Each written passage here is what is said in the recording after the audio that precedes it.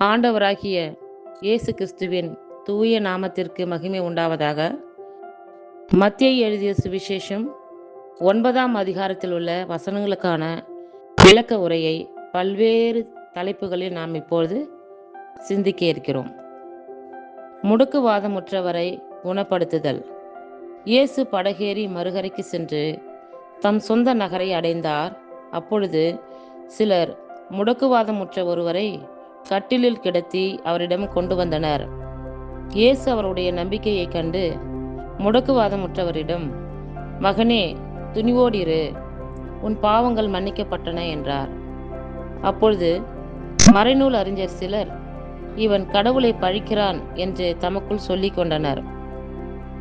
அவர்களுடைய சிந்தனைகளை இயேசு அறிந்து அவர்களை நோக்கி, உங்கள் உள்ளங்களில் நீங்கள் தீயென சிந்திப்பதேன்? உன் பாவங்கள் மன்னிக்கப்பட்டன என்பதா, எழுந்து நட என்பதா? எது எளிது? மண்ணுலகில் பாவங்களை மன்னிக்க மானிட மகனுக்கு அதிகாரம் உண்டு என்பதை நீங்கள் அறிந்து கொள்ள வேண்டும் என்றார். எனவே அவர் முடக்குவாதமுற்றவரை நோக்கி, நீ எழுந்து உன்னுடைய கட்டிலை தூக்கி கொண்டு வீட்டுக்கு போ என்றார். அவரும் எழுந்து தமது வீட்டுக்கு போனார். இதை கண்ட மக்கள் கூட்டத்தினர் அச்சமுற்றனர். இத்தகைய அதிகாரத்தை மனிதருக்கு அளித்த கடவுளை போற்றி புகழ்ந்தனர். மத்தேயுவை அழைத்தல். இயேசு அங்கிருந்து சென்றபோது மத்தேயு என்பவர் சுங்கச்சாவடியில் அமர்ந்திருக்க கண்டார். அவரிடம், என்னை பின்பற்றி வா என்றார். அவரும் எழுந்து இயேசுவை பின்பற்றி சென்றார்.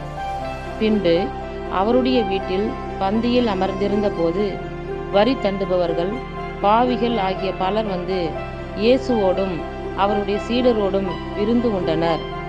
இதை கண்ட பரிசேயர் அவருடைய சீடரிடம், உங்கள் போதகர் வரி தண்டுபவர்களோடும் பாவிகளோடும் சேர்ந்து உண்பதேன் என்று கேட்டனர்.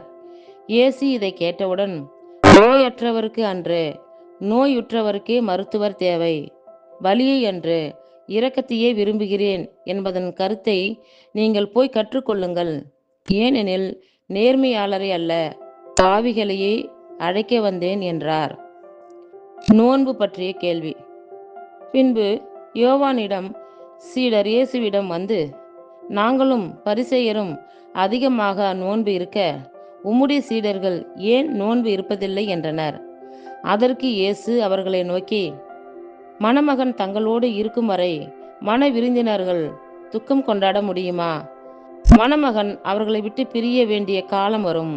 அப்பொழுது அவர்களும் நோன்பு இருப்பார்கள். மேலும் எவரும் புதிய துணியை பழைய ஆடையில் ஒட்டு போடுவதில்லை. ஏனெனில் அந்த ஒட்டு ஆடையை கிழித்துவிடும், கிழிசலும் பெரிதாகும். புதிய திராட்சை ரசத்தை பழைய தோற்பைகளில் ஊற்றி வைப்பதில்லை. ஊற்றி வைத்தால் தோற்பைகள் வெடிக்கும், ரசமும் சிந்தி போகும், தோற்பைகளும் பாழாகும். புதிய ரசத்தை புதிய தோற்பைகளில்தான் ஊற்றி வைப்பர். அப்போது இரண்டும் பாதுகாக்கப்படும் என்றார். இரத்தப்போக்குடைய பெண் நலம் பெறுவதும் சிறுமி உயிர்த்தெழுதலும். அவர்களுடன் இவ்வாறு இயேசு பேசிக் கொண்டிருந்த பொழுது தொழுகை கூட தலைவர் ஒருவர் அவரிடம் வந்து பணிந்து, என் மகள் இப்பொழுதுதான் இறந்தாள். ஆயினும் நீர் வந்து அவள் மீது உம் கையை வையும், அவள் உடனே உயிர் பெறுவாள் என்றார். இயேசு எழுந்து அவர் பின்னே சென்றார். இயேசுவின் சீடர்களும் அவரை பின்தொடர்ந்தனர்.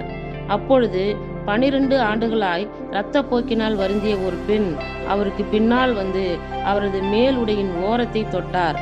ஏனெனில் அப்பெண், நான் அவருடைய ஆடையை தொட்டாலே போதும், நலம் பெறுவேன் என தமக்குள் சொல்லிக் கொண்டார். இயேசு திரும்பி அவரை பார்த்து, மகளே, துணிவோடிரு, உனது நம்பிக்கை உன்னை குணமாக்கிற்று என்றார்.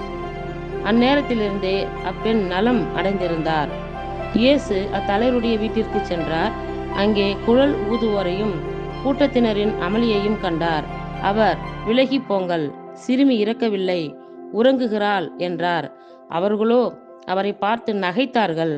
அக்கூட்டத்தினர் வெளியேறின பின்பு அவர் உள்ளே சென்று சிறுமியின் கையை பிடித்தார். அவளும் உயிர் பெற்று எழுந்தாள். இச்செய்தி அந்நாடெங்கும் பரவியது. பார்வையற்றோர் இருவர் பார்வை பெறுதல். இயேசு அங்கிருந்து சென்றபோது பார்வையற்றோர் இருவர் தாவீதின் மகனே, எங்களுக்கு இரங்கும் என்று கத்திக்கொண்டே அவரை பின்தொடர்ந்தனர். அவர் வீடு வந்து சேர்ந்ததும் பார்வையற்ற அவர்களும் அவரிடம் வந்தார்கள். இயேசு அவர்களை பார்த்து, நான் இதை செய்ய முடியும் என நம்புகிறீர்களா என்று கேட்டார். அதற்கு அவர்கள் ஆம் ஐயா என்றார்கள். பின்பு அவர் அவர்களின் கண்களை தொட்டு, நீங்கள் நம்பியபடியே உங்களுக்கு நிகழட்டும் என்றார். உடனே அவர்களின் கண்கள் திறந்தன. இயேசு அவர்களை நோக்கி, யாரும் இதை அறியாதபடி பார்த்து கொள்ளுங்கள் என்று மிக கண்டிப்புடன் கூறினார்.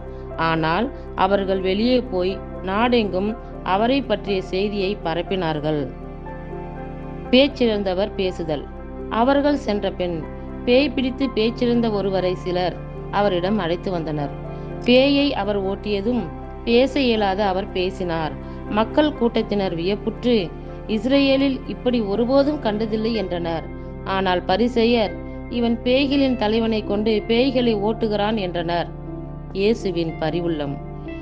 இயேசு நகர்கள் சிற்றூர்கள் எல்லாம் சுற்றி வந்தார். எங்கும் அவருடைய தொழுகை கூடங்களில் கற்பித்தார். விண்ணரசை பற்றிய நற்செய்தியை பறைசாற்றினார். நோய் நொடிகள் அனைத்தையும் குணமாக்கினார். திரண்டிருந்த மக்களை அவர் கண்டபோது அவர்கள் மேல் பரிவு கொண்டார்.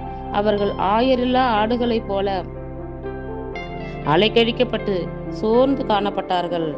அப்பொழுது அவர் தம் சீடரை நோக்கி, அறுவடை மிகுதி, வேலையாள்களோ குறைவு. ஆகையால் தேவையான வேலையாள்களை தமது அறுவடைக்கு அனுப்பும்படி அறுவடையின் ஆண்டவரிடம் மன்றாடுங்கள் என்றார். இத்துடன் 9ஆம் அதிகாரத்திற்கான விளக்க உரை நிறைவுற்றது. கர்த்தர் தாமே நம் எல்லோரையும் ஆசீர்வதிப்பாராக. ஆமேன்.